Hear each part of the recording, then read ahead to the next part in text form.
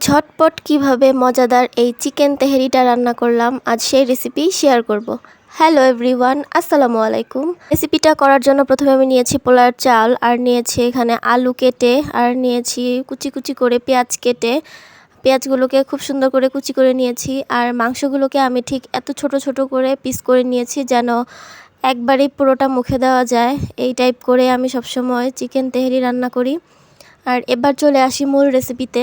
আর প্রথমে আমি একটা কড়াইতে তেল দিয়ে তার মধ্যে পেঁয়াজ কুচি দিয়ে দিয়েছি, আর এগুলোকে আমি বেরেস্তা করব। আর এই জন্য পেঁয়াজটাকে আমি খুব মিডিয়াম আঁচে এরকম বাদামি করে ভেজে নিয়েছি। আর ভেজে এগুলোকে আমি তুলে নিলাম এখন। আর এরপর ওই তেলটার মধ্যেই আমি চিনি দিয়ে মেখে রাখা এই আলুগুলোকে ভেজে নিব। প্রায় 20%-এর মতো এখানে আলুটাকে ভেজে আমি কুক করে নিব। আবার সেই তেলটার মধ্যেই আমি এখানে যে চিকেনগুলো রেখেছিলাম ওইগুলোকে আবার ভেজে নিব। শুধু আমি চিকেনটাতে কিচ্ছু দেইনি, শুধু শুধু এভাবে ভেজে নিচ্ছি।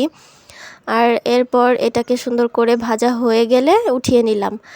এরপর আরেকটা কড়াইতে আমি এখানে কিছুটা সয়াবিন তেল আর সমপরিমাণ সরিষার তেল দিয়ে তার মধ্যে পেঁয়াজ কুচি দিয়ে সুন্দর করে এইরকম একটু বাদামি করে ভেজে তার মধ্যে আমি ভেজে রাখা চিকেনগুলো দিয়ে দিলাম। আর এখানে আদা রসুন, একটু মরিচের গুঁড়া আর গরম মশলার গুঁড়া আর তেজপাতা দিয়ে আমি এখানে একসাথে এভাবে নেড়েচেড়ে একটু কষিয়ে নিচ্ছি প্রায় 5 মিনিটের মতো। আর এরপর আমি এখানে টক দইটাকে ফেটিয়ে রেখেছিলাম, টক দই দিয়ে দিচ্ছি। আর এটা আমি রান্না করছি হচ্ছে রাঁধুনির যে চিকেন বিরিয়ানির মশলাটা আছে সেটা দিয়ে। আমি খুব কম পরিমাণে এখানে বিরিয়ানির মশলা অ্যাড করেছি, প্রায় 1.5 চামচের মতো প্রথমে আমি অ্যাড করেছি। আর এখানে মাঝখানে আমি একটু টমেটো সস দিয়ে দিয়েছি, কারণ যেহেতু আমি এখানে টমেটো দেইনি, তো আমি 2টা স্যাশে এখানে টমেটোর সস দিয়ে দিয়েছিলাম।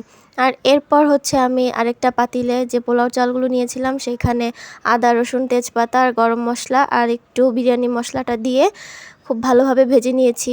আর এখান দিয়ে মাংসটা কষানো হওয়ার পর আমি যে আলুগুলো ভেজে রেখেছিলাম সেগুলো দিয়ে দিলাম। তো এখানে মাংসটা যখন প্রায় কষানো শেষ হয়ে যাবে তখন লাস্ট মুহূর্তে আমি আরেকটু বিরিয়ানি মশলাটা দিয়ে দিব। আর এরপর যে ভাজা যে চালগুলো ছিল সেগুলো আমি এই মাংস আর আলুর মধ্যে একসাথে দিয়ে এগুলোকে খুব সুন্দরভাবে মিক্সড করে নিব। আর একটু এটার সাথে একটু ভাজা ভাজা করে নিব, প্রায় 2 মিনিটের মতো আমি এটাকে এখানে সব কিছু একসাথে ভাজা ভাজা করে নিব। আর এরপর আমি এখানে ফুটন্ত গরম পানি দিয়ে দিলাম পরিমাণ মতো, যতটুকু লাগবে সেই অনুযায়ী। আর এরপর আমি এখানে একটু দুধ দিয়ে দিলাম। দুধ দিলে তেহারির টেস্টটা খুব ভালো আসে। এখানে আমি 6-7টা আস্ত কাঁচামরিচ দিয়ে জাস্ট এটা আমি ঢেকে দিলাম। আর যখন 80% কুক হয়ে যাবে সেই যে ভেজে রাখা বেরেস্তাগুলো সেগুলো দিয়ে আমি এইভাবে খুব সুন্দর করে একসাথে মিক্সড করে নিব। বেরেস্তাটা তেহারির সাথে এভাবে মিক্সড করে ফেললে এর টেস্ট আর কালারটা খুব সুন্দর আসে। আর এই যে ছিল আমার তেহারির ফাইনাল লুক। আর এটাকে আমি সালাদ দিয়ে পরিবেশন করেছিলাম। আজ এই পর্যন্তই, টাটা, আল্লাহ হাফেজ।